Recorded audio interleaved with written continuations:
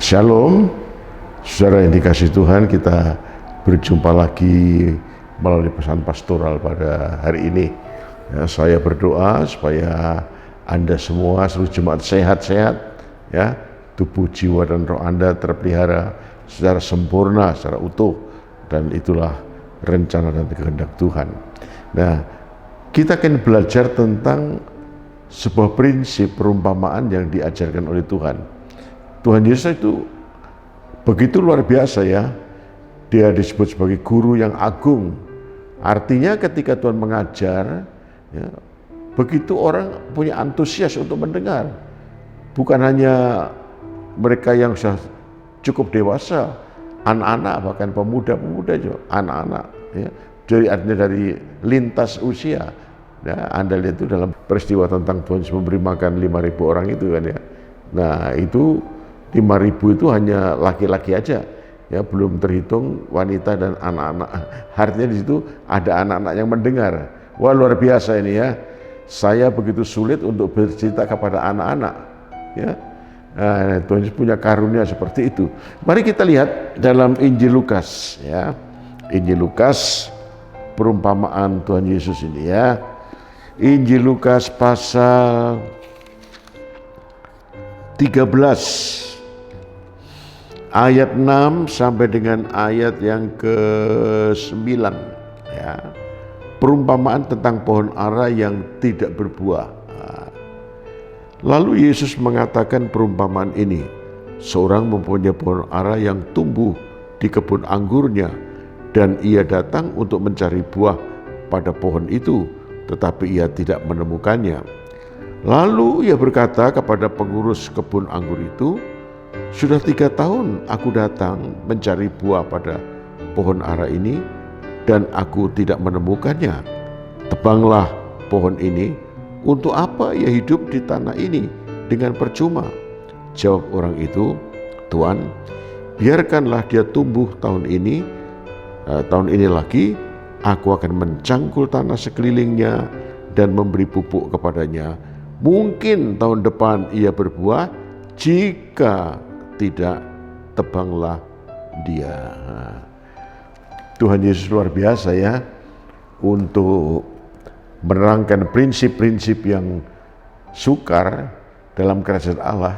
Itu menggunakan bahasa yang mudah dipahami, bahasa yang mudah dimengerti oleh semua tingkat usia dan tingkat pendidikan barangkali, ya, sehingga semua orang mengerti itu. Nah, kita lihat dalam perumpamaan tadi ada seorang yang mempunyai kebun anggur, dan di dalam kebun anggur itu tumbuh sebatang pohon ara, ya. Nah, biasanya di Timur Tengah pohon ara itu ada di hutan-hutan, ada di pinggir-pinggir jalan, ada di tempat-tempat umum. Tidak ada pohon ara itu ditanam di tengah-tengah kebun anggur. Ini begitu spesial. Ini begitu spesial. Pohon ara tumbuh. Kita tidak tahu apakah itu tumbuh sendiri atau sengaja ditanam. Tapi kita tidak perlu mempersoalkan masalah itu, kan, ya. Ya, jadi pohon ara ini tumbuh atau ditanam barangkali di tengah-tengah kebun anggur. Ini luar biasa. Ya, tentu dengan ada harapan-harapan, kan, ya. Ada harapan-harapan. Namun betapa kecewanya pemilik kebun ini, karena sudah waktunya, sudah jatuh tempo pohon ara menghasilkan buah, namun tidak menghasilkan buah juga. Dia berkata kepada penunggu kebun itu, mengatakan, "Udah 3 tahun, ya, 3 tahun aku datang ke sudah 3 tahun gitu. Aku mencari buahnya dan aku tidak menemukan buahnya. Buat apa dia tumbuh di tempat ini?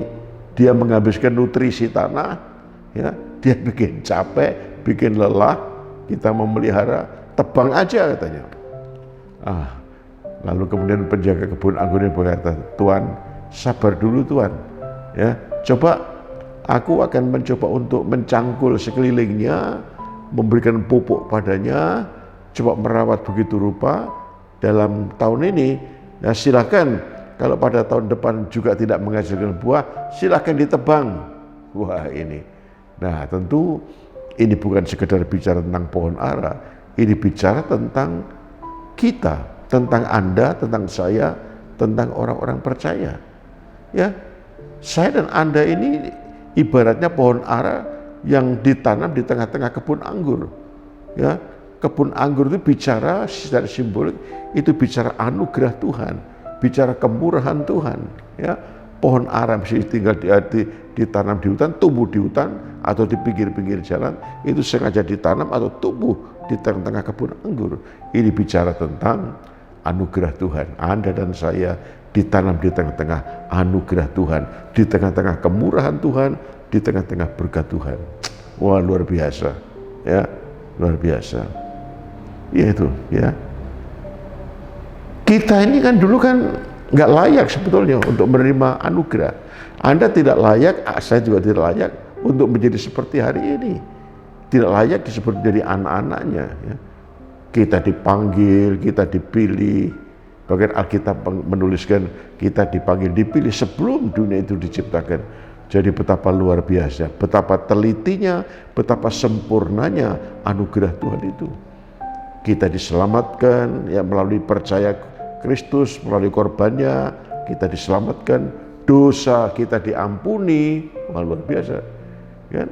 Segala pelanggaran-pelanggaran kita udah tidak pernah diperhitungkan oleh Tuhan. Ya kan? Dan anugerah serta kasih karunia itu bukan hanya memberikan pengampunan atas dosa-dosa kita, ya, bukan sekedar dia melupakan segala dosa dan pelanggaran kita dijadikan menjadi anak-anaknya. Kita menerima anugerah demi anugerah dari satu kasih karunia kepada kasih karunia yang lain. Gitu. Tapi setelah sekian lama, 3 tahun dicari buahnya, nggak ada buahnya. Nah, memang dalam tradisi Timur Tengah, biasanya ya kebiasaan itu, orang kalau menanam pohon ara, itu buahnya dapat dinikmati 3 tahun. Jadi setelah umur 3 tahun pasti berbuah. Udah 3 tahun nggak menghasilkan buah. Ya. Nah, Tuhan mau supaya kita menghasilkan buah. Kita yang telah menerima anugerah Tuhan. Ya. Tadi saya sebutkan itu.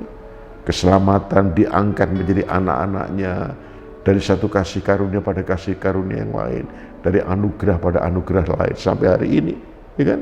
Nah, tentu sebagaimana pemilik kebun anggur ini menghendaki supaya pohon ara ini menghasilkan buah, maka Tuhan juga menginginkan, menghendaki agar hidup kita berbuah. Berbuah dalam pengertian hidupnya ada perubahan. Perubahan ke dalam hal-hal yang lebih baik. Ada buah-buah pertobatan yang kita hasilkan, ya. Ada buah-buah kebaikan, ya, yang kita hasilkan dalam hidup kita. Pokoknya cepat atau lambat harus ada perubahan dalam kehidupan ini. Nggak bisa tetap sebegitu aja. Gitu. Nah, kita telah menyerap begitu besar, begitu banyak anugerah dan berkat-berkat Tuhan. Dan marilah kita juga bersyukur, ya.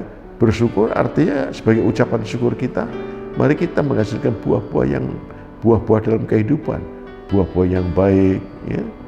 Nah, itu yang Tuhan maksudkan.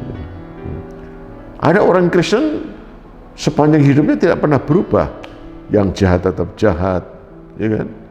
Yang nggak jujur tetap nggak jujur, dan seterusnya. Ya. Nah, nggak boleh begitu, ya. Ya. Kita telah menerima anugerah yang begitu besar. Hidup kita mesti berbuah. Lambat laun, cepat atau lambat. Sekalipun tidak secara radikal, ya. Ada satu buah yang dihasilkan, buah kebaikan. Kemudian ada buah lagi yang dihasilkan, buah kemurahan hati, ya kan? Nah, dan buah-buah yang lain mengikuti. Pelan namun pasti. Itulah yang Tuhan inginkan, Tuhan kehendaki. Dan kita percaya perumpamaan itu adalah sebuah kebenaran, kan, ya. Satu kali kita akan memberikan pertanggungan jawab di hadapan Dia, loh, ya. Alkitab kan menulis seperti itu.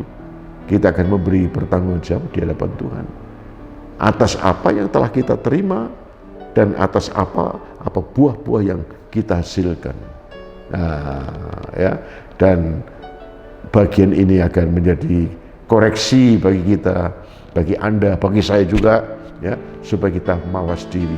Ayo kita merenung hari ini, kita mawas diri hari ini, kira-kira buah apa yang sudah kita hasilkan selama kita sudah menjadi anak-anak Tuhan.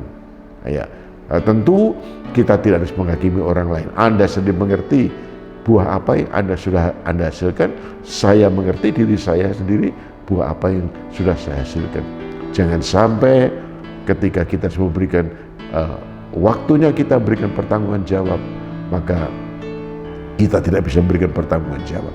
Ya, tiap kali saya berdoa, Tuhan tolonglah agar ketika aku berdiri di hadapan Tuhan, berjumpa dengan Tuhan, dan harus memberikan pertanggungan jawab, kiranya aku akan membawa buah-buah yang baik, buah-buah yang berkenan, buah-buah yang menyenangkan hati Tuhan.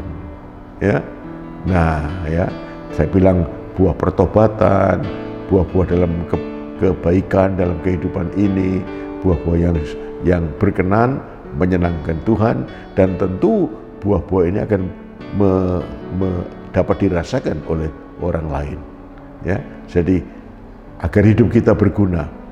Hidup yang hanya satu kali, tapi hidup itu akan memberi manfaat, terutama bagi Tuhan dan juga bagi sesama kita, bagi keluarga kita. Ya, jangan sampai hidup itu tidak berbuah dan akhirnya terpaksa dipotong. Ya, nah tentu kita tidak mau. Saya berdoa supaya saya tidak dipotong karena aku tidak berbuah. Saya berdoa agar Anda tidak ditebang karena Anda tidak berbuah. Saya berdoa agar aku dan Anda, seluruh umat Tuhan yang dikembalikan di Gereja Utusan Pantekosta Madiun, semua menghasil buah-buah yang berkenan, menyenangkan hati Tuhan, buah-buah yang bermanfaat juga bagi orang lain. Ya, kiranya Roh Kudus menolong dan memberkati Anda semua. Amin. Saya berdoa. Bapa di surga, terima kasih kami sudah mendengar perumpamaan pada hari ini, dan kami sadar bahwa perumpamaan ini bicara kepada kami. Tuhan, tolonglah ini menjadi satu koreksi bagi kami hamba-Mu dan kami seluruh umat Tuhan di GUP Madiun, agar kami yang telah menerima begitu limpah anugerah dan kasih karunia yang datang dari Tuhan, dan hidup kami tidak menjadi sia-sia, namun hidup kami menghasilkan buah-buah yang lebat, buah-buah yang berkenan, buah-buah yang menyenangkan hati Tuhan, sehingga Tuhan dimuliakan dan hidup kami bermanfaat bagi orang lain. Hidup kami bermanfaat bagi Tuhan, bermanfaat bagi pekerjaan-Mu, bermanfaat bagi keluarga, bermanfaat bagi sesama kami. Berkatilah seluruh umat-Mu, para pria wanita, mulai dari anak-anak sampai dewasa. Terima kasih, berkati usaha dan pekerjaan dan pertumbuhan dari seluruh umat-Mu. Dalam nama Tuhan Yesus. Amin. Tuhan memberkati, selamat menghasilkan buah. Amin. Janganlah kesukaranmu, tantangan mengalahkanmu, namun yakin kuasa salibnya akan sanggup tolongmu. Janganlah kesukaranmu, tantangan mengalahkanmu,